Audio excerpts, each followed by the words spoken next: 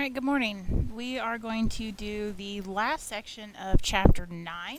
So, this is Objective F, dealing with the topic of stem cells. Now, we've talked about the cell cycle, we've talked about mitosis.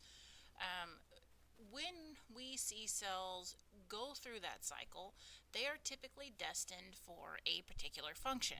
So they're going to become skin cells, they're going to become nerve cells, bone tissue, muscle tissue, so on and so forth.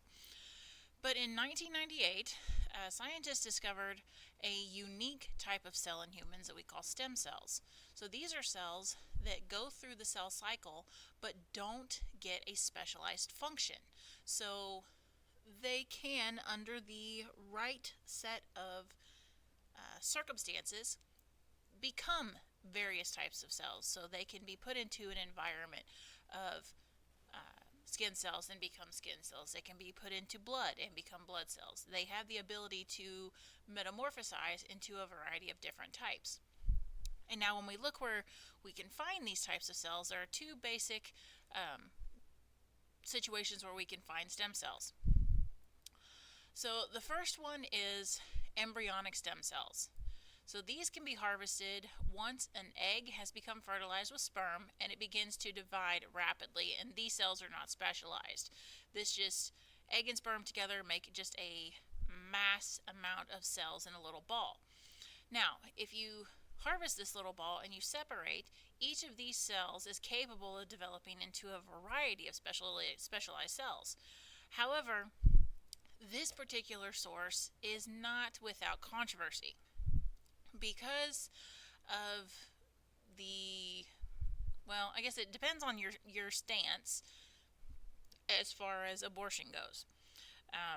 Do you believe that life begins at conception, which that is the bringing together of egg and sperm? Do you believe that life begins at the first heartbeat, or do you believe that life begins at birth? So, depending on where you stand on that particular issue, this can be very controversial. And there's other ethical concerns with this cells, but a lot of it has to do with the argument based on, is it, a type of abortion. But in the late 90s, early 2000s, so when I was like upper elementary, middle school, this was the talk of the town, essentially, because this was a brand new field of science that just opened so many doors and so many possibilities for research and different things in the medical field. Now, this next image, a very important individual. If you know the name of this individual, gold star to you. This is Dolly the sheep. So, using stem cell research, Dolly the sheep was the first successfully cloned animal ever. She was cloned with cells from, if I remember correct, the udder of another sheep. Those cells were harvested and then put through a series of processes and steps, and then Dolly was the result. Now, she had a lot of medical issues. She didn't reach what would be considered the normal lifetime for a sheep. I think she was only 6 or 7 years old at the time, but a lot of advanced aging is what they found, and various other things. So this was the very, very earliest stage. Later on, I think this is 2015 or 2016, the very first primates were developed in the similar method. These are baby rhesus monkeys that were born in Japan. And since Dolly, they've had dozens of different kinds of mammals, dogs, cats, pigs, cows, ponies, and various other things. But when we consider the human aspect, that's again an ethical concern. Testing on humans and testing on human egg cells like this is not exactly, I don't even know what, we'll just say that it's controversial. And primates, because we are also in that same category, they had not really tested that much, but with the rhesus monkeys, those are one of those species that's kind of the go-to lab animal because they are our closest cousins, so they get experimented on quite a bit. All right, the other source is adult stem cells, which basically are found in various tissues in the human adult body, and they can be used to maintain or repair the same kind of tissue that they're found. So you have bone stem cells. They can be used for bone tissue, so they can become spongy bone, compact bone, yellow marrow, red marrow, all that, anything that's part of the bone, but they can't be put somewhere else.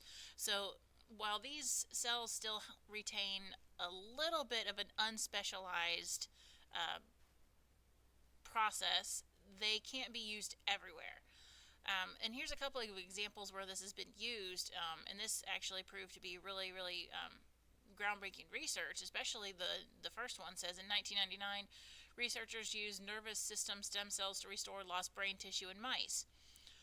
One of the things that's always been kind of on the front of the line when it comes to this kind of research, especially when we talk about nervous system stem cells, is being able to repair somebody who may have had an accident and became paraplegic or quadriplegic.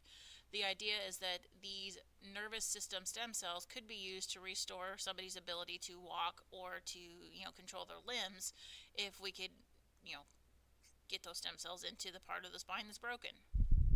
And another one that was also really at the forefront was when researchers used pancreatic stem cells to restore pancreas function in a mouse with diabetes.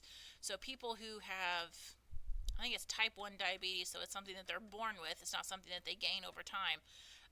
This could be really helpful for somebody who struggles with type 1 diabetes.